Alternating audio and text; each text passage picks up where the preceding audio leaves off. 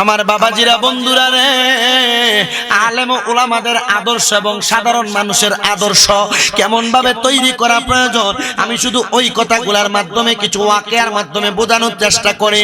আরেকজন আলেমের কথা বলে আমি আমার আলোচনার ধারাবাহিকতার ইতি টানার চেষ্টা করব। যদি আপনারা ধৈর্যের সাথে বসার চেষ্টা করেন, তাজকিরাতুল আউলিয়া নামক একটা কিতাব আল্লামা হযরতে ফরিদউদ্দীন আত্মার রহমাতুল্লাহ আলাইহির লিখিত কিতাব, উনি ওই কিতাবের মধ্যে হযরতে আসলাম তুসি রহমাতুল্লাহ আলাইহির একজনের জীবনী উল্লেখ করেছেন। ওই জীবনীর মধ্যে হযরতে আসলাম তুসির জীবনীতে সুন্দর করে লিখিত করে দিয়েছেন। উনি বলতেছেন হযরতে আসলাম তুসির জীবনী লিখতে গিয়ে সংগ্রহ করতে গিয়ে আমি পাইলাম হযরতে আসলাম তুসি এবং ওনার একজন বন্ধু ছিল যার নাম ছিল হযরতে সাহাল রাদিয়াল্লাহু তাআলা রহমাতুল্লাহ আলাইহি। ওনারা দুইজন দুনিয়ার জমিনের মধ্যে চলাফেরা করা অবস্থায় হযরতে সাহাল এবং আসলাম তুসি তারা দুইজন একসাথে মাদ্রাসার মধ্যে গমন করতেন, আসা যাওয়া করতেন। কিন্তু আসলাম তুসির আদর্শটা ছিল অত্যন্ত বড় ভয়ঙ্কর। জিজ্ঞাসা করা হইল, হে হযরতে সাহাল, আপনি বলেন না হযরতে আসলাম তুসির আদর্শটা কেমন ছিল? উনি ডাক দিয়া বলে, আদর্শটা হইল আমার আল্লাহ তাআলারে উনি বড় ভয় করতেন। কেমন ভয় করতেন? বলে ওনার আম্মা জান একদিন উনি সন্তানকে মাদ্রাসায় যাওয়ার সময় প্রশ্ন করে, হে বাবা, তুমি সন্তান হইয়া আমি মায়ের কাছে কোনো আবদার জানাইতে চাও নাকি? সন্তান আসলাম তুসি ডাক দিয়া কয়, মা গো মা, আমি অন্য কোনো আশ্রয় অন্য কোনো আবদার জানাইতে চাই নাই, আমার মাত্র একটাই আবদার, আপনি মা জননী, অনেকদিন পর্যন্ত আমি সন্তান ভালো কোনো তরকারি দ্বারা খাবার ভক্ষণ করি না, আপনি আমার জন্য পারলে দুপুরবেলা ভালো মানের একটু খাবারের ব্যবস্থা করবেন। হযরতে আসলাম বলে, আমি বাড়ির মধ্যে যখন এলেম অর্জন করে বাড়ির মধ্যে আগমন করলাম, জোহরের নামাজের পরে আমি তাকে দেখলাম আমার মা জননী একটা প্লেটের মধ্যে গরম গরম ভাত দিয়া আমার প্লেটের মধ্যে উনি অনেকগুলা মুরগির গোশত রান্না করে আমার প্লেটের উপর দিয়েছেন। আমি জিজ্ঞাসা করলাম, মা, এই মুরগির গোশতটা যে আপনি দিয়েছেন এটা আপনি কোথা থেকে সংগ্রহ করছেন? আসলাম তুসির মা বলে, বাবা শোনো, আমি মা একটা মুরগি লালন পালন করতেছিলাম, এই মুরগির গোশতটা তোমাকে, মুরগিটা জবাই করে তোমাকে গোশতটা দিয়েছি। মা, আপনি যে মুরগিটা লালন পালন করতেন, আমি যাওয়ার সময় দেখছি আমাদের পাশের বাড়ির মানুষ তাদের উঠানের মধ্যে সরিষা দিয়েছিল শুকানোর জন্য। এই মুরগি ওই বাড়ির সরিষাটা ভক্ষণ করেছে মা। যে মুরগিটা পরের সম্পদ, পরে সরিষা নিজে মালিকের অনুমোদন ছাড়া নিজেই খাইছে, নিজে আহার করেছে, এই মুরগির গোশত আমি আসলাম আমার এই পেটের মধ্যে নিতে পারবো না। বাবা কেন? মা, যদি এই মুরগিটা মালিকের হকটা খাওয়ার কারণে অনুমতি ছাড়া যদি আমার আল্লাহ তাআলা এই মুরগিটাকে হারাম নির্ধারণ করে আর আমার পেটে যদি হারাম কোনো খাবার থাকে, আমার অন্তরের মধ্যে নবীর হাদিস দ্বারা একটা বিশ্বাস, কমপক্ষে 40 দিন আমার আল্লাহ তাআলা আমার ইবাদত কবুল করবে না। আর আমার আল্লাহ যদি আমার কাছে 40 দিনের ইবাদতের হিসাব চায়, আমি সন্তান ওই ইবাদতের হিসাব দিতে পারবো না। মা কয়, আল্লাহ, এমন কোন সন্তান আমি গর্ভের মধ্যে নিলাম যে সন্তানের তাকওয়া, যে সন্তানের খোদাভীতি এত, যে সন্তান তুমি আল্লাহকে বড় ভয় করে। এ যুবক ভাইরা, এ মুরব্বী বাবাজিরা, হযরত আসলাম তুসির জীবনী থেকে আরেকটা শিক্ষা গ্রহণ করো। কারণ অনুমতি ছাড়া পরের হক মাইরা খাওয়া, মানুষকে ধোঁকা দিয়া টাকা ইনকাম করা, মিথ্যা কথা বলে টাকা নেওয়া, পরের হকের মধ্যে নিজের লোভ লালসা প্রকাশ করা, এটা থেকে আপনাকেও বাঁচা লাগবে, আমাকেও বাঁচা লাগবে। হযরতে আসলাম তুসির জীবনীর মধ্যে ওনার আমলের কারণে, ইবাদতের কারণে আল্লাহ তাআলা ওনাকে কেমন ইবাদত কবুল করেছে। হযরত আসলাম তুসি রহমাতুল্লাহ আলাইহি এবং হযরতে সাহাল রহমাতুল্লাহ আলাইহি দুইজন দুই এলাকায় বসবাস করতেন। মনে করেন আপনাদের এলাকার নাম হলো পূর্ব খাতলা, পাশে আছে মাদলা। মাদলা এলাকার মধ্যে আল্লাহ পাকের বন্ধু হযরত আসলাম তুসি বাস করতেন, আর খাতলা এলাকার মধ্যে হযরত সাহাল বাস করে। হযরত সাহাল বলে, আমি একদিন যোহরের নামাজের পরে মেসওয়াক করতে করতে আমি আমার পুকুরের ঘাটের মধ্যে যাইতেছিলাম, এমন টাইমে আমি দেখলাম আসমান থেকে একটা শয়তান ধপস করে আমার সামনে পড়ছে। কি শয়তান পড়ছে? আচ্ছা, শয়তান কেউ দেখতে পায়? উনি কেমন বুজুর্গ মানুষ, মনে হয় পরের হক মাইরা খেয়ে বুজুর্গ হইছে, এমন মনে হয় আপনার কাছে? উনি কামেল না, কামেলে মুকাম্মেল। শয়তান আসার খেয়ে পড়তে উনি দেখছেন। মারহাবা কন্যা। বন্ধুরে, হযরতে সাহাল বলে, আমি ওই শয়তানের সঙ্গে কথোপকথন করলাম, কথা বললাম। জিজ্ঞেস করলাম শয়তান এমন ভাবে আসমান থেকে আছাড় খেয়ে পড়ার কারণ কি? শয়তান আমাকে উত্তর দিয়েছে, আপনারই বন্ধু আসলাম তুসি পাশের এলাকার মধ্যে নামাজ পড়ার জন্য ওযু করছেন। ওযু করার পরে উনি ওনার শাহাদাত আঙ্গুলটা আসমানের দিকে উঠায়া উনি কালেমায়ে শাহাদাত তেলাওয়াত করেছে। উনি কালেমা শাহাদাত তেলাওয়াত করার জন্য যখন ওনার শাহাদাত আঙ্গুলটা উপরের দিকে তুলছেন, ওনার আঙ্গুলটা তোলার সাথে সাথে আমি শয়তান তার ঘাড়ের মধ্যে বসছিলাম তার ওযুটা ভাঙিয়ে দেওয়ার জন্য। বলে কেন? বলে যোহরের নামাজের পরে আসলাম তুসি একটা নফল ইবাদত করে, তার নফল ইবাদতের সময়টা যেন নির্দিষ্ট টাইমে না করতে পারে, আমি তার এই ইবাদতের মনোযোগ নষ্ট করে দেওয়ার জন্য চেষ্টা করলাম। আমি দেখলাম রে, আমি চেষ্টা করতে দেরি আল্লাহর বান্দা কালিমা শাহাদাত করার জন্য তার ডান হাতের শাহাদাত আঙ্গুলটা উপরের দিকে উঠাইতে দেরি, আমি তার ঘাট থেকে উড়াল দিয়ে আইসা আপনার সামনে পড়লাম। বলে কেন পড়লা? বলে ওনার আঙ্গুলের ইশারার ধাক্কা আমি সহ্য করতে পারি নাই। কেন পারো নাই জানো নি রে শয়তান? কারণ ওনার ইবাদতের পরিমাপটা ছিল ভালো, ওনার ইবাদতের পরিমাপটা ছিল একবারে নিটল। বলে কেমন নিটল ছিল? ওনার ইবাদতের মধ্যে বিন্দু পরিমাণ কোনো খাইর ছিল না। স্বর্ণের মধ্যে তো বিন্দু পরিমাণ খাইরও থাকে, ইবাদতের মধ্যে খাইর আর ভুল ছিল না। ওই ইবাদতের কারণে ওই সন্তানটা কালিমা শাহাদাত করার কারণে তুমি তার ঘরে বসে থাকতে পারো নাই। হে মুসলমান, আপনার আমল কি? আপনি আল্লাহ তাআলার কাছে দেখানোর মতো কোনো কিছু আপনার কাছে আছে কিনা? আপনার চাইতে বেশি তো আমি বলতে পারবো না। আপনি আপনার নিজের বিবেকটাকে প্রশ্ন করবেন। এখন না পারেন, বাড়ির মধ্যে যাওয়ার পরে আপনি আপনার মাথাটাকে যখন বালিশে লাগাইবেন, আপনি চিন্তা করবেন আপনি কত হালাল খাবার খান, আপনি কত আল্লাহর ইবাদত করেন। যদি আপনি আমার আল্লাহ তাআলার ইবাদতের মাধ্যমে আপনি আপনার জীবনটাকে পরিবর্তন করতে পারেন, আমার একটা বিশ্বাস অন্তরের মধ্যে, আমার আল্লাহ তাআলা আপনাকে এমন আল্লাহর ওলি বানাইবো, আল্লাহর বন্ধু বানাইবো। হযরত আসলাম তুসিকে প্রশ্ন করা হয়, আসলাম রে তুমি কেমনে এই পাওয়ার অর্জন করলা? হযরত আসলাম তুসি বলে, আমার মা জননী আমাকে যখন জন্ম দিয়েছে, জন্ম দেওয়ার পরে আমার আব্বা জান নাকি ইন্তেকাল করেছে। ইন্তেকাল করার আগে আমার আব্বা জান আমার মা জননী রে হাতের মধ্যে ধরে আমার মার ওয়াদা করাইছে, এ আমার কলিজার টুকরা স্ত্রী, আমার সন্তান আসলাম তুসি রে তোমার হাতে দিয়ে গেলাম। তবে একটা কথা মনে রাখবা, আমার সন্তানটারে তুমি আল্লাহ ওয়ালা বানাইবা, আমার সন্তানটারে কখনো কোনোদিন কোনো হারাম খাবার খাওয়াইবা না। আমার মা আমার কোনোদিন কোনো হারাম খাবার খাওয়ায় নাই। আমার মা জননী আমার কষ্ট করে করে মানুষ করেছে। আসলাম তুসি ডাক দিয়া কই, জগৎবাসী, আমার মায়ের বড় প্রচেষ্টার কারণে আমি আসলাম তুসি বড় ওলি হইতে পারছি। আমার আল্লাহ তাআলা আমারে কবুল করছে। আমি কোনো দোয়া করলে আমার আল্লাহ তাআলা দোয়া কবুল করে ফেলে। এ আসলাম, তোমার মা কি এমন কোন ইবাদত করতো নাকি? আসলাম তুসি কয়, আমার মা অন্য কোন ইবাদত করুক আর না করুক, আমার মা জননী যখনই নামাজ আদায় করত 5 ওয়াক্ত নামাজের পাশাপাশি আমার মা জননী ফজরের নামাজের আগে উঠা আল্লাহর কোরআনের আদেশ মোতাবেক ওয়া মিনাল লাইলি ফাতাহাজ্জাত বিহি নাফিলাতাল লাকা আসা আইয়াবাসাকা রাব্বুকা মাকামাম মাহমুদা। আল্লাহ যে নবীকে বললেন আপনি রাতের কিছু অংশে তাহাজ্জুদের নামাজ পড়েন, এটা আপনার জন্য খাস করা হয়েছে। যদি আপনি তাহাজ্জুদের নামাজ পড়েন অতি সত্বর আপনাকে মাকামে মাহমুদ দেওয়া হবে। এজন্য আমার মা আমার আল্লাহর দরবারে তাহাজ্জুদের নামাজ পড়ে দোয়া করে। ও হুজুর, আল্লাহ তো নবীরে বলছে তাহাজ্জুদ পড়ার জন্য, আমরা কেন পড়ি? এই আয়াত যখন আমার নবীর উপরে নাযিল হয়, আমার নবী আমার আল্লাহর কাছে ডাক দিয়া কয়, বাবু গো, ও দয়াল আল্লাহ, আমি তাহাজ্জুদ পড়ি, আপনি আমারে মাকামে মাহমুদ দিবেন। আল্লাহ, আমার অনেক গুনাহগার উম্মত থাকবে। আল্লাহ, আমার উম্মত যদি তাহাজ্জুদ পড়ে, আমার উম্মতের আপনি কি দিবেন? আমার আল্লাহ লগে লগে আমার আল্লাহ নবীর মাধ্যমে জানায়া, জিবরাইলের মাধ্যমে জানায়া দেয়, নবী গো, ও দয়ার নবী, মায়ার নবী, রাহমাতুল লিল আলামিন নবীজি, আপনার উম্মত যদি তাহাজ্জুদের নামাজ পড়ে, এই তাহাজ্জুদের নামাজ আদায় করে, আপনার উম্মত আমি আল্লাহর কাছে যা চাইবে আমি আল্লাহ তার মনের সেই আশাটা পূরণ করব। কিসের নামাজ? আপনাদের কথা কন না,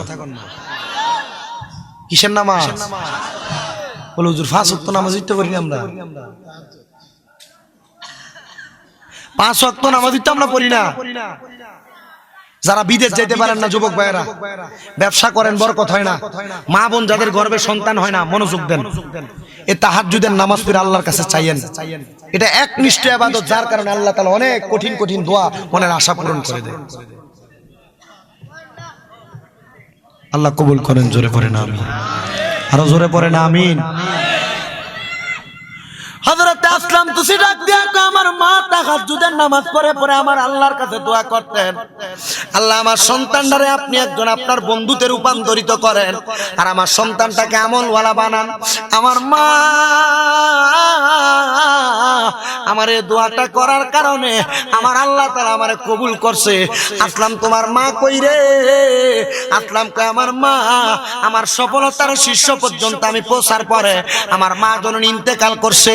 এ আসলাম তোমার মা যে ইন্তেকাল করছে, তোমার মার যে ইবাদত ছিল, আমল ছিল, তোমার কি মনে হয় তোমার মা কি জান্নাত পাইবো? আসলাম কয় এই আশাটা আমার মনেও ছিল। আমার মা যে ইবাদত করছে আমার মা জান্নাত পাইবো না জাহান্নাম পাইবো আমিও চিন্তা করেছি। আমার মা যখন ইন্তেকাল করছে আমার একজন মাশায়েখ ছিল, আমার একজন মাশায়েখ ছিল যার নাম ছিল হযরতে আব্দুল্লাহ মারুফ কারখী রাহমাতুল্লাহ আলাইহি।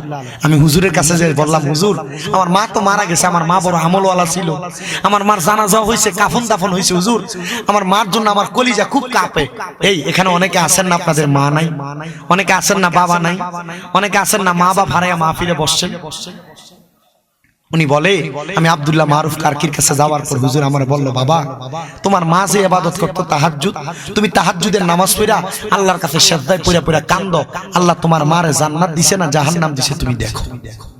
হুজুর কেমনে?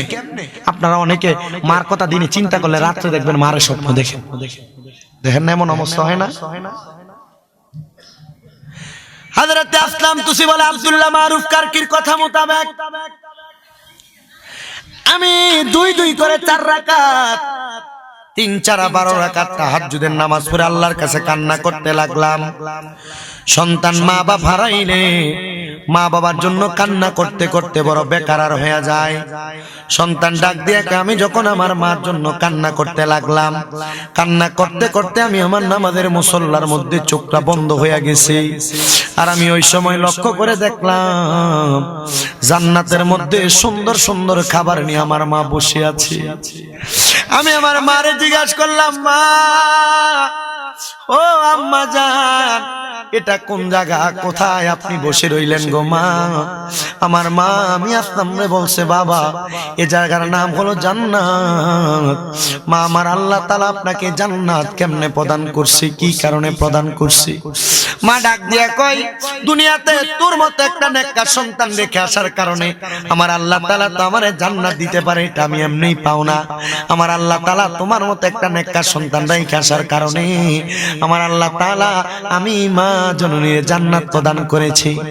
আমার যুবক ভাইরা ও মুরব্বী বাবাজিরা, পর্দার অন্তরালের মা বোনেরা, আপনাদের যাদের মা নাই, আপনাদের যাদের বাবা নাই, চিন্তা করে দেখেন আসলাম তুসি যদি দুনিয়াতে আমলওয়ালা হওয়ার কারণে আল্লাহ তাআলা তার মার কবরটাকে জান্নাত বানিয়ে দিতে পারে, তার মার কবরটাকে নাজাত দিতে পারে।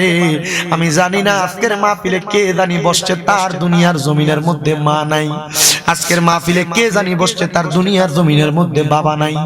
যুবক ভাইরা মুরব্বী বাবাজিরা, মা যদি কবরে থাকে, বাবা যদি কবরে থাকে, আল্লাহর দোহাই লাগে তোমার কাছে আমি আবদার জানাই, পারলে মা বাবার জন্য যখনই মুনাজাত করবা শুধু দোয়া করবা, রব্বির হামহুমা কামা রব্বায়ানি সগীরা। কিন্তু আজকে এমন অনেক সন্তান আছে যেই মা বাবা তোমার দোয়া করছে, কষ্ট করে মানুষ করছে, ওই মা বাবার মনে কষ্ট দিয়া তোমরা মাহফিলে বসছো।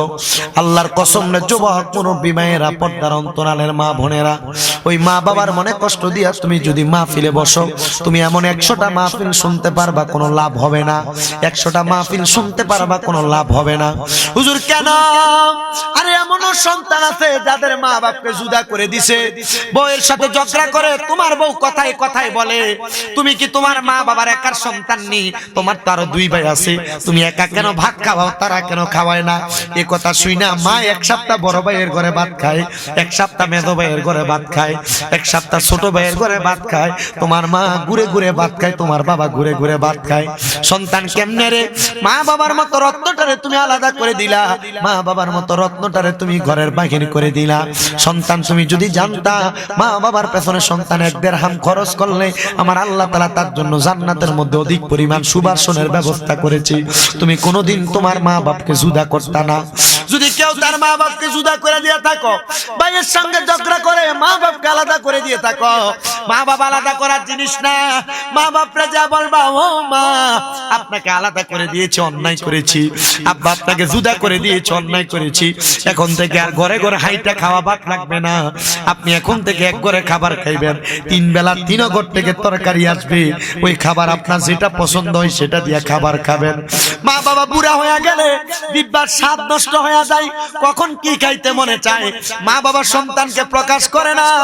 এই সন্তান আব্বা জানের কাছে তুমি ছোটবেলায় কোনো খাবার আবদার করলে, আব্বা জান নিজের পায়ের জুতা ছিঁড়া থাকতো, পরনের লুঙ্গি ছিঁড়া থাকতো, আব্বা জান তুমি সন্তান রে ওই খাবারটাই না তোমার রুহের খোরাকটা যোগায় দিত। কিন্তু এখন তোমার আব্বা জান বুড়া হওয়ার পরে তুমি সন্তানের ভয়ে তোমার কাছে কোনো খাবার চায় না। তোমার আব্বা জান হাত খরচের জন্য 100টা টাকা তোমার কাছে চায় না, কারণ চাইলে তুমি তোমার আব্বা জানরে ধমক দাও, চাইলে তোমার স্ত্রী তোমার আব্বা জানকে তুমি বাড়ি থেকে যাওয়ার পরে বারবার বলে এত টাকা চান কেন? আব্বা জানরে যদি জুদা করে থাকো, মারে যদি আলাদা করে দিয়ে থাকো, এখান থেকে বাড়িতে যাওয়ার পরে মার পাওটা ধরবা, আব্বার পাওটা ধইরা ডাক দিয়ে কইবা, মা ও আব্বা গো, আপনাদের কদমে ধরে মাপ চাইছি, আল্লাহর রাস্তে আমি সন্তানরে মাফ করে দে, আর আপনারা জুদা খাওয়া লাগবে না, এখন থেকে আপনারা আমি সন্তানের সঙ্গে খাবার খাইবেন। এ সন্তান বুইলা গেছো তোমার মায়ের কষ্টের কথা রে, বুইলা গেছো তোমার আব্বা জানের কষ্টের কথা। আগে এক বেলা খানা না খাইলে তোমার মা তোমারে বারবার বলতো, সন্তান খাবার দিয়ে খাইলা না, পেটটা দিয়ে পিঠের সঙ্গে লাইগা গেছে। কিন্তু এখন 2-3 বেলা খানা না খাইলে রে সন্তান, কেউ তোমার একবারও জিজ্ঞাসা করে না সন্তান তুমি যে খাবার খাও নাই, কারণ তোমার মা কবরে, কারণ তোমার আব্বা জান অন্ধকার কবরে। তোমার আব্বা জান ঈদের দিনে পুরান জামা কাপড় পরে ঈদের নামাজে যাইতো, তুমি সন্তানরে দামি জামা কাপড় কিনা দিত রে সন্তান। আজকে তোমার আব্বা জান অন্ধকার কবরে, তোমার আব্বা জানকে দুনিয়ার জমিনে জিজ্ঞাসা করলে, আব্বা আপনি কেন নতুন জামা কাপড় পরেন নাই? আব্বা বলতো, এখন কি আর আমার ঈদের বয়স আসেনি? আব্বা অভাবের কথা তুমি সন্তানরে বলতো না। এখন তোমার কাছে লাখ লাখ টাকা, হাজার হাজার টাকা, সন্তান তুমি তোমার মারে তোমার আব্বা জানরে 500 টাকা দিয়ে কিনে একটা লুঙ্গি পরাইতে পারো না। তোমার কাছে হাজার হাজার টাকা, তোমার আব্বা জানরে তোমার আম্মা জানরে দুনিয়ার জমিনে একটু আরামায়েশ করাইতে পারো না। সন্তান তোমার কদমে হাত দিয়া বলি, যদি মা বাপ বাইচা থাকে আজকে এখান থেকে বাড়িতে যে মা বাবার পা গুলাতে ধরবা। হুজুর কেন এ কথা বললেন? আপনার কাছে আমি জানতে চাই। বাবা রে, ওই মা বাবার মনে যদি কষ্ট দিয়া তুমি ইবাদত করো, আমার আল্লাহ তোমার ইবাদত কবুল করবে না। কারণ সাখাতুর রব্বি ফি সাখাতিল ওয়ালিদাইন, আম্মা আব্বার সন্তুষ্টিতে আমার আল্লাহও সন্তুষ্ট হয়ে যায়। এর সন্তানের দলেরা, নবীর উম্মতের দলেরা, তোমার মা বাপ যদি অন্ধকার কবরে থাকে, তুমি যদি মা বাবার কাছে মাপ চাওয়ার কোনো সুযোগ না থাকে, যাদের মা বাবা আছে ওয়াদা করো এখান থেকে যাওয়ার পরে মা বাবার কাছে মাপ চাইবা। আমি আমার প্রত্যেক মাহফিলের মধ্যে শেষ 10-15 মিনিট মা বাবার খেদমতের ব্যাপারে কথা বলে দিয়ে যাই। বলে হুজুর কেন? কারণ সন্তান তোমার সকল ইবাদত বৃথা যাবে যদি তোমার মা বাবার মনে কষ্ট থাকে। আল্লাহর দোহাই লাগে ওই আম্মা আব্বার কদমে ধরে মাপ চাইবা। হুজুর মাপ চাইবো দূরের কথা, আমি তো 2 ঈদের সময় মা বাবার পা ছুঁয়ে সালামি করি না। সন্তান একটা কথা মনে রাখো রে সন্তান, ওই আম্মা আব্বারে খুশি করার জন্য, সন্তুষ্টি করার জন্য তুমি যদি চেষ্টা করো, আম্মা আব্বা সন্তুষ্টি হবে। এখান থেকে যে মাপ চাইয়া বলবা, মা আল্লাহর রাস্তে মাফ করে দেন, আপনি মাফ না করলে আল্লাহ মাফ করবে না। যতক্ষণ মা বাবা মুখ দিয়া বলছে মাফ করে দিছি, ততক্ষণ পর্যন্ত পাও ছাইরো না। কিন্তু এমনও সন্তান আছে যারা কান্না করে চিন্তা করে, হুজুর যাদের বাড়িতে মা আছে তারা বাড়িতে যে মার পায়ে ধরে মাপ চাইবে, যাদের বাড়িতে বাবা আছে তারা বাড়িতে যে বাবার পায়ে ধরে মাপ চাইবে। হুজুর আমার তো মা নাই, আমি কার পায়ে ধরে মাপ চাইবো? হুজুর আমার তো আব্বা নাই, আমি কার পায়ে ধরে মাপ চাইবো? সন্তান চিন্তা করবেন না, মা বাবা যদি মারা যায় আম্মা আব্বার কবরের সামনে যায় দাঁড়ায়া আল্লাহর দরবারে হাত রাখিয়া বলবেন, আল্লাহ রব্বির হামহুমা কামা রব্বায়ানি সগীরা। আমার নবী ডাক দিয়া উম্মত রে, কোন সন্তানের মা মারা যাওয়ার পরে, বাবা মারা যাওয়ার পরে ওই সন্তান যদি মা বাবার জন্য এমন ভাবে হাত বাড়ায় চোখের মণিকোটার মধ্যে একটা মাছির মাথা পরিমাণ পানি ছেড়ে দিয়ে কান্না করে, আমার আল্লাহ তাআলা ওই পানিটা মাটিতে পড়ার আগে তার মা বাবার জীবনের গুনাহ মাফ করে দেয়। যুবক ভাইরা, মুরব্বী বাবাজিরা, মা বাপ বড় কষ্ট করে আপনাকে মানুষ করেছে। আপনার এখন টাকা আছে, পয়সা আছে, সাধ্য আছে, মা বাপকে খাওয়ানোর ক্ষমতা নাই। আপনার মা বাবা অন্ধকার কবরে শুয়ে আছে। আল্লাহর দোহাই লাগে রে সন্তানের দলেরা, ও নবীর উম্মতের দলেরা, আম্মা আব্বা কবরে থাকলে মা বাবার জন্য খাস করে দোয়া করবা। এখানে অনেকে আছেন চিন্তা করতেছেন, হুজুর আমার মা থাকলে আমি খাওয়াইতাম, বাবা থাকলে খাওয়াইতাম, মা বাপ থাকলে খাওয়াইতা। এ পূর্ব খাদলা যুব সমাজ কল্যাণ সংগঠনের উদ্যোগে 14তম মাহফিল, আগামী বছরও মাহফিলটা হবে। এমন একটা সন্তান যদি থাকো, হাতরা বাড়ায় বলবা, হুজুর আমি আমার মা বাপরে মাসে মাসে যদি 1000 টাকা হাত খরচের টাকা দিতাম, আমার 12 মাসে 12,000 টাকা লাগতো। হুজুর আমার মা নাই, আমার আব্বা নাই, আমার মা বাবা আমার লাখ লাখ টাকা জায়গা জমি দিয়া গেছে, বাড়ি দিয়া গেছে, ক্ষেত পাথরে জায়গা দিয়া গেছে। আমার মা বাবার কবরে জান্নাত পাওয়ার জন্য, আমার মা বাবার কবরে জান্নাতি খানা পাওয়ার জন্য আমি দোয়া চাই আগামী বছর মাহফিলে 10,000 টাকা দান করব। একজন যদি থাকেন হাতটা বাড়াইবেন, তার জন্য কাজ করে দোয়া হবে। ও আমি আমি আমি আবার আইতাছি 5 তারিখ বিশাল করে ইনশাআল্লাহ। মুরব্বি কত কত কন্যা নাম কি তার? শ্যামপুর নিবাসী জনাব মোহাম্মদ মোর্শেদ সাহেব, উনি দান করে দিলেন 2000 টাকা।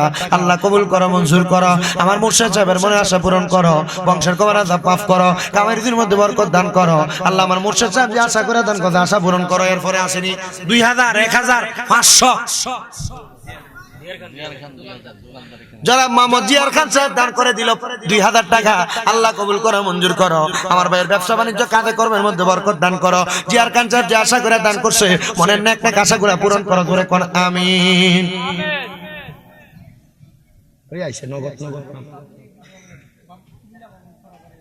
মামুন ফারাবাড়ি, আমার ভাইজান জনাব মোহাম্মদ আমজাদ হোসেন ভাই, ওনার দাদির জন্য দোয়া চাই, উনি দান করে দিলেন 1000 টাকা। আল্লাহ আমার আমজাদ ভাইয়ের মনে আশা পূরণ করো, বংশের কবর আযাব মাফ করো। আমার আমজাদ ভাই যে আশা করে দান করছে, আশা পূরণ করো। সবাই পড়েন লা ইলাহা ইল্লাল্লাহু মুহাম্মাদুর রাসূলুল্লাহ।